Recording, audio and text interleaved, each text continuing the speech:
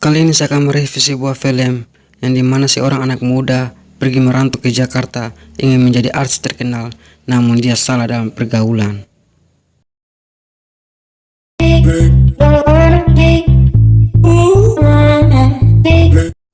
Scene dimulai dengan seorang anak muda yang bernama Yuda. Dia berniat pergi ke Jakarta untuk menjadi seorang artis yang sangat terkenal. Ketika di awal perannya dia bermain, tiba-tiba salah seorang pemain pengganti langsung datang menghantamnya. Tanpa pikir panjang, dia lalu pergi dari lokasi syuting tersebut. Karena tak ingin lama-lama bersedih, Yuda akhirnya pergi di tempat pemotretan. Ia lakukan untuk mencari bisnis yang baru.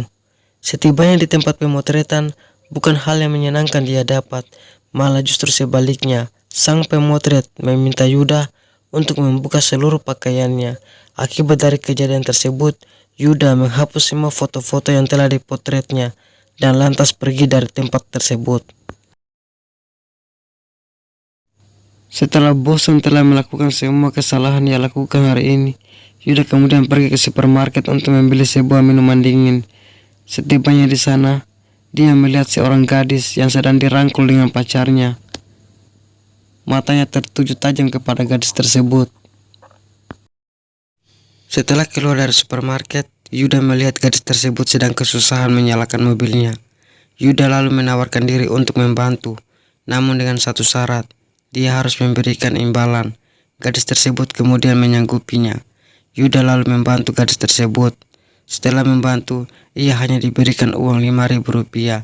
Yuda lalu menolak.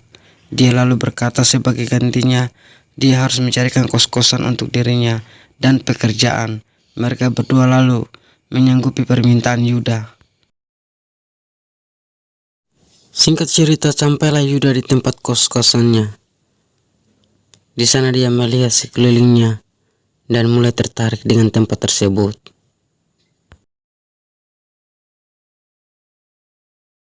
Ketika dirinya sedang berada dalam kos, dia merasa kesunyian. Dia lalu membuka laptop untuk membuka video call. Di sanalah dia mulai beraksi dengan gaya 69. Maksudku menghayal saja. Auranya mulai memuncak dan staminanya mulai bertambah.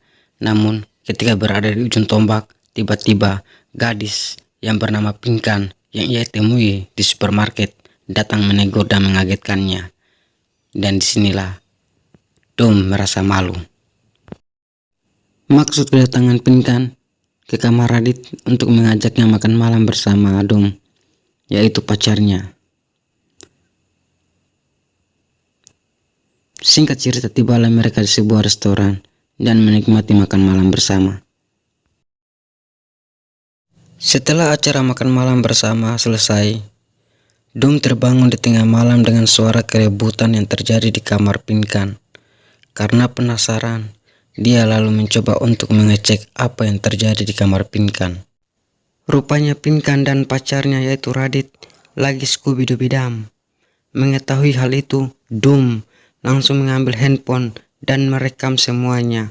Dia lakukan agar dia bisa melakukan praktek di kamarnya. Namun baru saja memulai, tiba-tiba Pinkan datang menegurnya dan memarahinya. Sepertinya Pinkan mau juga. Keesokan paginya, Radit mengajak Dom ke kamarnya. Radit mengajarkan bagaimana cara mengelola gula-gula agar lebih baik dan enak rasanya. Radit juga menambahkan, jika terjadi sesuatu, maka gula-gula tersebut akan lain rasanya dan tak ada peminatnya. Dia lalu menambahkan, selalu dalam berhati-hati bekerja. Singkat cerita, aksi pertama Dom dimulai. Pertama-tama dia lakukan di sebuah kereta. Dia memasuki kereta tersebut dan menaruh gula-gula tersebut di sebuah jok. Setelah itu, dia pergi meninggalkan kereta tersebut dan menelepon orang yang akan mengambil gula-gula tersebut. Setelah melalui hari yang sangat panjang, Dom akhirnya melihat hasilnya. Dia mulai menatap apa yang ada di depannya dan mulai menjalankan seluruh aksi-aksinya, dan tanpa rasa takut dia mulai berjualan di tempat-tempat umum. Hari berganti hari, minggu berganti minggu, aksi Dom dalam berjualan semakin lihai. dan dia mulai menyusuri pelosok-pelosok Jakarta tanpa rasa malu.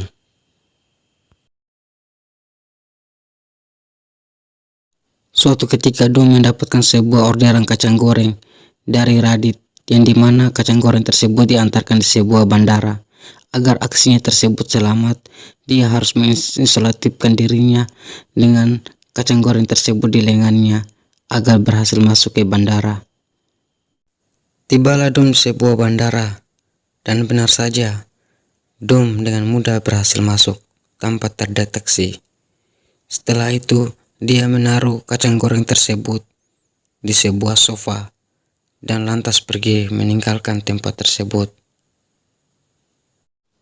Malam harinya Dum berpesta setelah apa yang dilakukan sehari, dan dia merasa senang karena telah berhasil. Di tengah gemerlapnya musik, Dum mendapatkan seorang wanita yang dicintai, dan disitulah dia mulai Scooby-Doo dengan pacar barunya.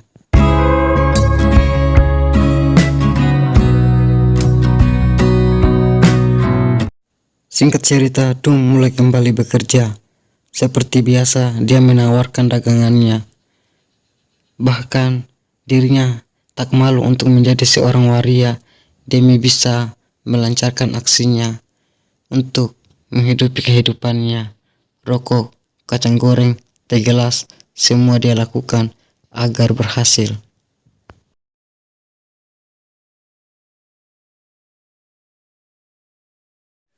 Di saat Dum sedang berada di kamar mandi dan hendak membersihkan makeup yang ada di wajahnya, ia tiba-tiba menangis karena dia mendapatkan sebuah iklan, yang dimana iklan tersebut berisikan seseorang yang ingin mencari seorang model dan bintang iklan. Dum kemudian memberitahu Radit untuk berhenti dan dia ingin menjadi seorang artis terkenal. Lantas membuat Radit marah hingga mereka berdua bersitegang. Namun pada akhirnya Radit menerima keputusan Dum dan mengerti apa yang diinginkan. Radit kemudian menyuruh Dum untuk menjemput Pinkan sebagai salam perpisahan dari dirinya.